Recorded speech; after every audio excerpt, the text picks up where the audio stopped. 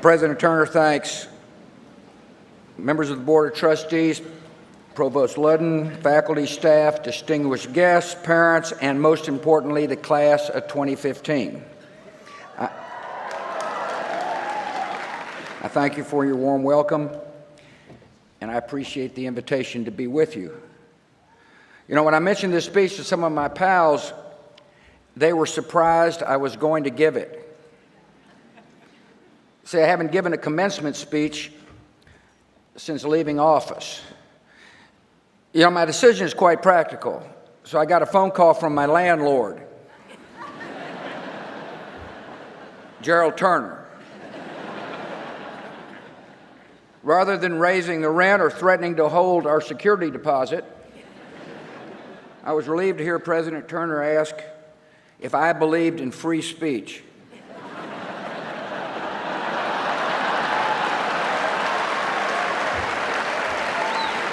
I said, yeah. He said, perfect. Here's your chance to give one. As a proud member of the SMU community, I am honored to be here, truly honored, to deliver the 100th Spring Commencement Address. I admire President Turner's persuasiveness and his leadership. He runs a fantastic university.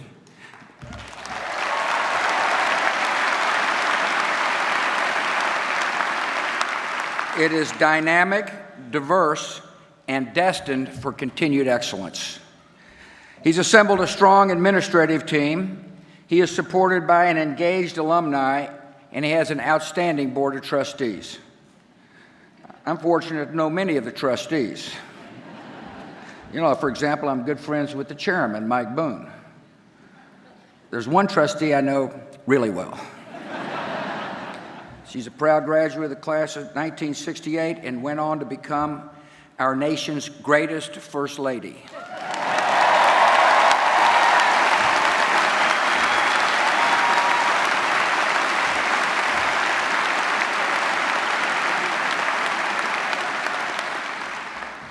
Do me a favor and don't tell Mother.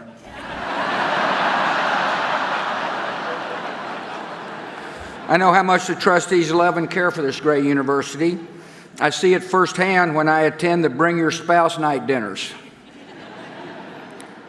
I also have dropped by classes on occasion. I'm very impressed by the intelligence and energy of the faculty. I want to thank you for your dedication and thank you for sharing your knowledge with the students. To reach this day, the graduates have had the support of loving families. Some of you love you so much, they're in the overflow sites across the campus. I congratulate the parents who have sacrificed to make this moment possible. It is a glorious day when your child graduates from college and a really great day for your bank account. I know the members of the class of 2015 will join me in thanking you for your love and your support.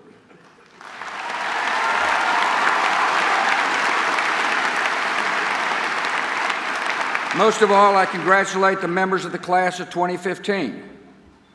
You worked hard to reach this milestone. You leave with lifelong friends and fond memories. You will always remember how much you enjoyed the right to buy a required campus meal plan. You will remember your frequent battles with the Park and Pony office.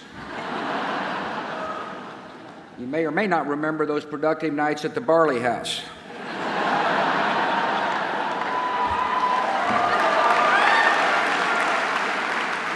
You were founding members of the mighty SMU mob, bouncing like mad and watching in wonder as your then student body president, Senior Lobster, danced with joy after the Pony victories right here in Moody. You'll think back to those carefree fall game days on the boulevard, though I don't recall seeing too many of you in the stadium. Those of you who are graduating this afternoon with high honors, awards, and distinctions, I say well done. And as I like to tell the C students, you too can be president.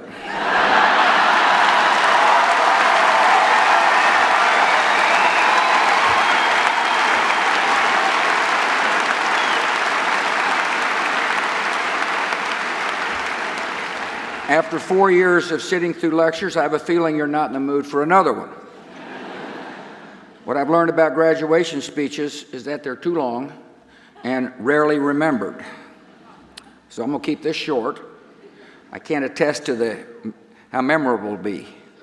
I've also learned it's important to refer to someone associated with the university. So I picked one, an SMU trustee who, by the way, is not here, Reverend Mark Craig. Now, I asked Mark to deliver the sermon at the First United Methodist Church in Austin before my second inauguration as governor of Texas. I still remember his Fort Worth twang as he talked about Moses. God called Moses to action, and Moses repeatedly found excuses not to act. Who am I that I should go to Pharaoh and bring the sons of Israel out of Egypt? Oh, my Lord, I pray, send some other person. I have sheep to tend, and the people won't believe me. I'm not a very good speaker. And he obviously was not the only one who's ever mangled the English language. Or in his case, Arabic. Fortunately, Moses recognized the call to serve something greater than himself. He answered the call, led his people, and history was made. You too will be called at some point. The question, as Mark aptly and artfully laid out, is, will you be optimistic and hopeful, or pessimistic and cynical? Here are 3 reasons why you should be optimistic and hopeful. 1, you're graduating from a great university. Your SMU degree will open the door to a wide variety of career options.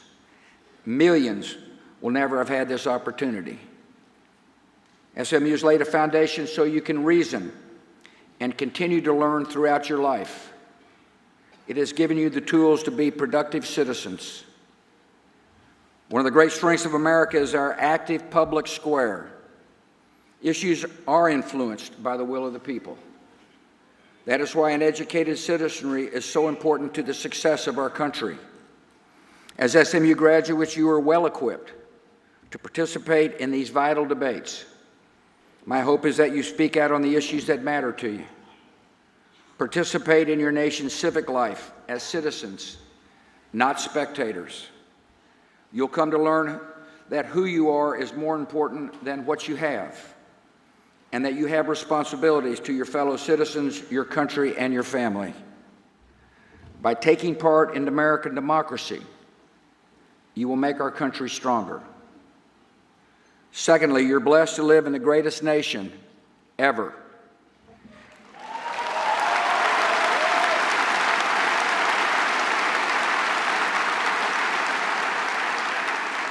Here you can strive and succeed as far as you dare to dream. It says something about our country that millions around the world are willing to leave their homes and families and risk everything to come here and realize the American dream. Their pursuit of that dream invigorates our national soul. It renews our country's character, and it adds vitality to our culture. You live in a land that is compassionate and decent. Because we believe in the rights and dignity of our own citizenry, we are committed to defending the rights and dignity of people everywhere. America has liberated millions around the world from tyranny and terror. We've helped turn the tide against deadly disease in places like Africa. In our hearts, we believe all are created equal under God. The liberty we prize is not America's gift to the world. It is Almighty God's gift to humanity. At home, there are thousands of platoons in the armies of compassion working to honor those beliefs. No matter what your career path, enlist. When you help another, you enrich your heart, and you strengthen the fabric of our collective goodness. Many of you have already made service a priority in your lives by volunteering during winter, spring, and summer breaks, and completing more than 100 community projects through engaged learning. I thank you for recognizing the timeless truth of those to whom much is given, much is required. As you serve others, you can inspire others. I've been inspired by the example of many selfless servants. Winston Churchill, a leader of courage and resolve, inspired me during my presidency, and for that matter, in the post-presidency. Like Churchill, I now paint. Unlike Churchill, the painting isn't worth much without the signature. 1941, he gave a speech to the students of his old school during Britain's most trying times in World War II. It wasn't too long, and it is well remembered. Prime Minister Churchill urged, never give in, in nothing great or small, large or petty. Never give in except to convictions of honor and good sense. I hope you'll remember this advice. But there's a lesser-known passage from that speech that I also want to share with you. These are not dark days. These are great days. The greatest day of our country has ever lived. And we must all thank God that we have been allowed, each of us, according to our stations, to play a part in making these days memorable in the history of our race. When Churchill uttered these words, many had lost hope in Great Britain's chance of survival against the Nazis. Many doubted the future of freedom. Today, some doubt America's future. And they say our best days are behind us. I say, given our strengths, one of which is a bright new generation like you, these are not dark days, these are great days. And finally, you can be hopeful because there is a loving God. Whether you agree with that statement or not is your choice. It is not your government's choice. It is essential.